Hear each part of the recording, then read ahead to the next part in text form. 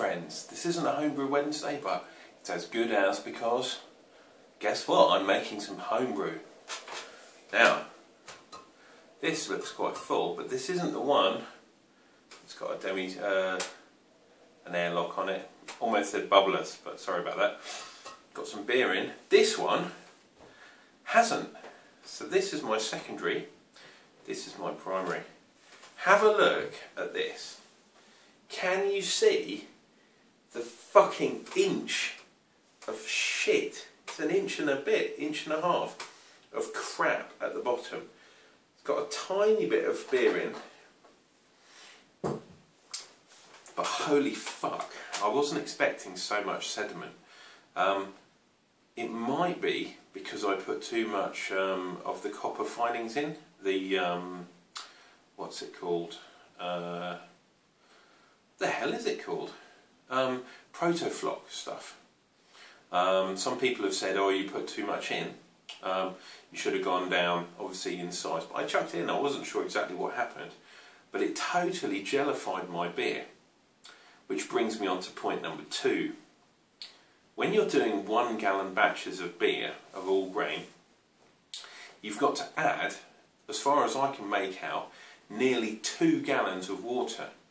Yeah, I'd say 2 gallons is about right, because you get so much stuff evaporating off, boiling off, you end up with this sludgy layer of crap anyway.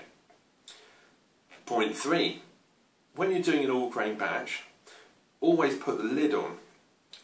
There's 2 reasons for this. One, because it helps with all the water boiling off, which is obviously helpful.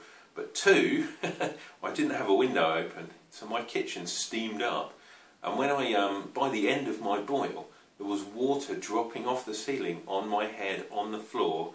There was just water everywhere, and no beer to drink, even though I had a beer when I was making it. But this is where we are so far. This is video number 3, I think. Yeah. We're now in the secondary stage, and for those of you that have got very good eyes, you might be able to see a little bit of green stuff floating on the top.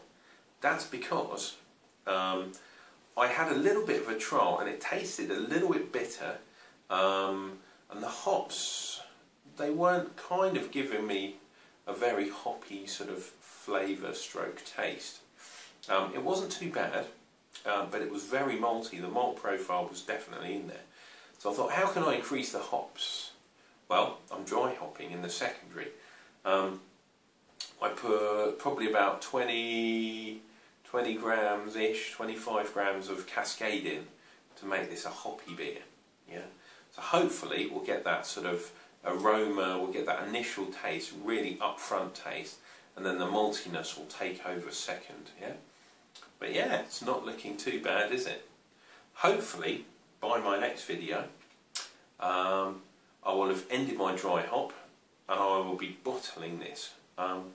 We've still got a tiny layer, I don't know if you can see here, about a centimetre layer of sort of shrubby stuff, or you know, might be yeast cells in there, all sorts of stuff.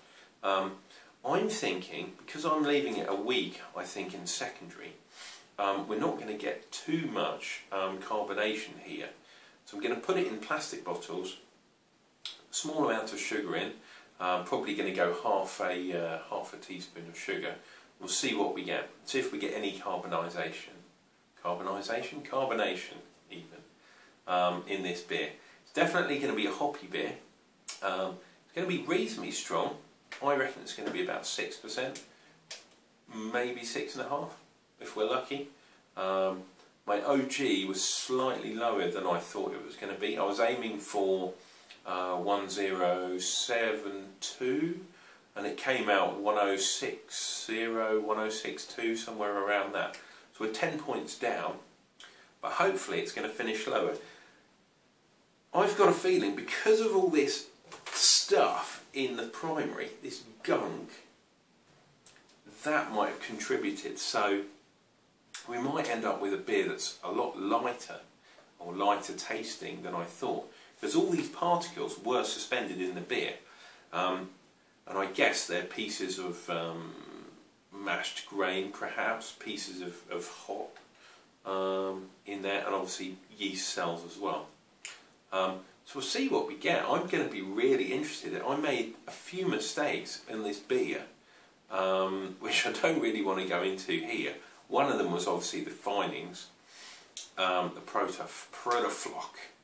There was another one in that I got some of the measurements with the mash wrong, so I ended up putting basically some extra grain loose into the mash tun. And that might be why I've got loads of stuff here. I did filter it, or try to.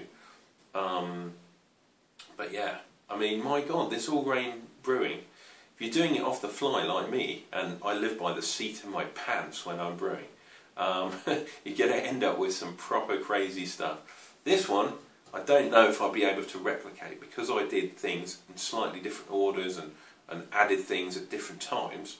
I added a little bit of sugar in it at one point because I was afraid that it wasn't going to get up to my anywhere near what it should have done on the OG. So this has got a little bit of sugar in, a couple of 100 grams, maybe 150, something like that. So I've got a feeling this is going to be strong, man. It's going to be a strong beer. Strong beer, hoppy beer, dark beer. And what can I say? All grain, you can make whatever you like.